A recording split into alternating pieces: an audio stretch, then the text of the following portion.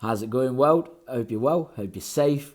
Welcome back to the Rules of Thinking with Richard Templar. We're going to go over rule number 4 today. However, before we get into it, it's story time. So a good friend of mine says, "What's the story, Brian Fury?"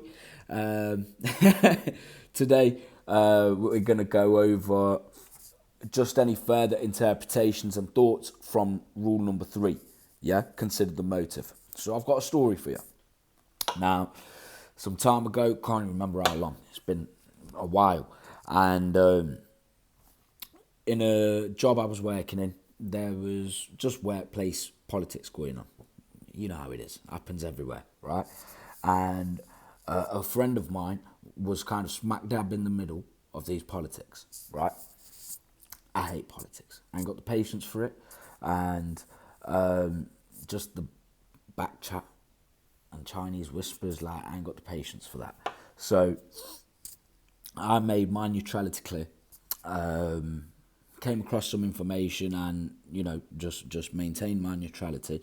And this information pertained to my friend, right? However, the information had caused me to react in an emotional kind of way. Do you get what I mean? Like, I was feeling some kind of a way about this information. So I needed to process that. I needed to detach my emotions from it and not react instinctively, but actually react like calmly. Yeah? Leveling up here. And so I didn't take that information to my friend straight away. However, I knew if my friend found that information in that moment, they'd kick off and it'd end up being worse for them, right? So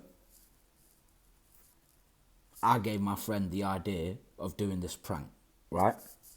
Harmless prank, absolutely harmless. No one even got embarrassed or anything. I'm not going to give the details of the prank.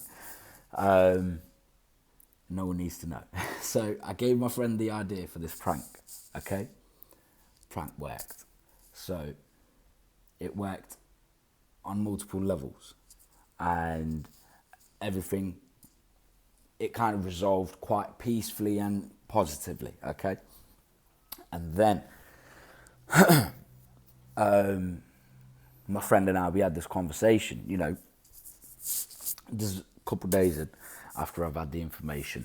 The prank's in effect, and things are going well, steady, yeah? Things are starting to calm down and such.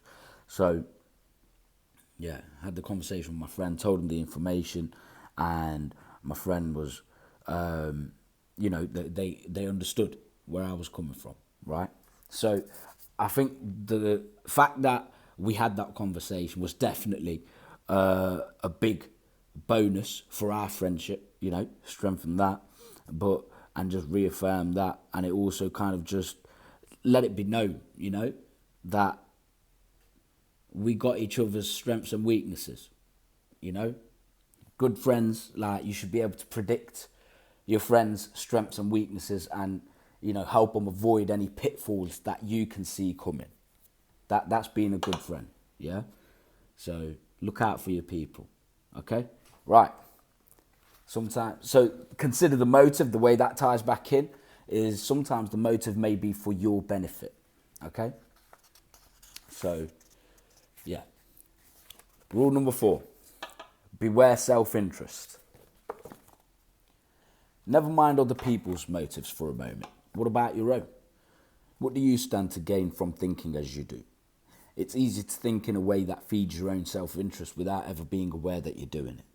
It's possible that your way of thinking will lead you to a decision that will make you better off financially, or give you higher status, or enable you to live in a better area. This is something that I notice often affects politicians who are very good at thinking in a way that is likely to get them re-elected. Most of them find it quite hard to reach conclusions that won't sit comfortably with the voters. We've all met vegetarians who stopped eating meat because of their ethical views, who have somehow managed to justify revising those views when they discover how much they miss meat. No, I'm not knocking it. I'm one of them myself. All right, and Richard, The answer is not necessarily to revert to vegetarianism, just to be more honest with yourself about why you don't. I agree. I could never be a vegan. I love cheese too much. I love vegetarian food. I could be a vegetarian. I enjoy vegetarian food all the time. But I couldn't ever be a vegan. I just love cheese too much. I'm sorry. So, however, the self-interested way of thinking isn't always so tangible. I spoke to someone recently who applied for a job he really wanted and didn't get it. He asked for feedback and initially took it on board. But after he'd had a while to dwell on it, he slowly came around to thinking that the feedback was unfair and the interviewers were at fault for failing to see his strengths. Now actually, as you and I know, it isn't the interviewer's responsibility to search for the qualities they want.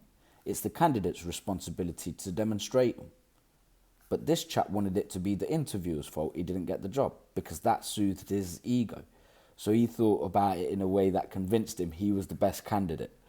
Of course, the problem with this is that he hasn't learned anything for next time, so presumably he's less likely to get the next job he applies for. Facts. You got to stay humble. Always stay humble. Never take the student hat off, okay? There's always someone out there with a little bit of extra information, a bit of extra wisdom, a bit of extra guidance.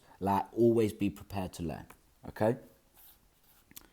You've got to be honest with yourself, and you won't always like it. I just said this! If the unsuccessful interviewee wants to think truthfully, he'll have to accept that either he wasn't right for the job, or if he was, he failed to show it. Failed to show it, big man. Self-esteem is a big part of what tempts us to skew our thinking to suit our purposes. Envy is another, and is often related to self-esteem. Easier to think your colleague got that lucrative account because the boss favours them than because they might actually be able to handle it better than you. And again, you won't get the next big account either if you go down this path, because it blocks you from recognising the need to improve. There can always be improvement. We can always be better. Facts. No matter what level you're at, no matter what level you're achieving at, there's always a higher level. Always. Never stop improving. If you're a people pleaser, that opens up huge scope for cover-up thinking. Most of us want to please at least a few people, and if you think the boss would prefer you to agree with them, or you'll fit into your friendship group better if you share their views, there's a motive to fix your conclusion before you've thought it through, and then retrofit your thinking process to suit. Great for keeping in with people, at least in your own mind. Not so good for becoming an independent thinker. Self-esteem is a big part of what tempts us to skew our thinking. Okay, so don't let your judgment and your thinking be skewed by others and controlled or overly influenced by others. And also be honest enough with yourself. Don't let your ego talk you into shit that ain't true. Okay? Cool.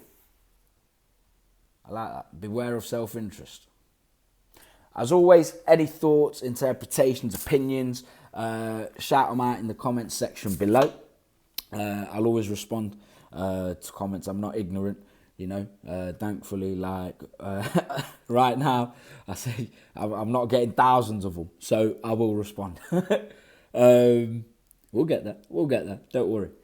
Also, if you're liking the book, The Rules of Thinking, if you're finding the material useful, let me know. Give it a like, share, subscribe.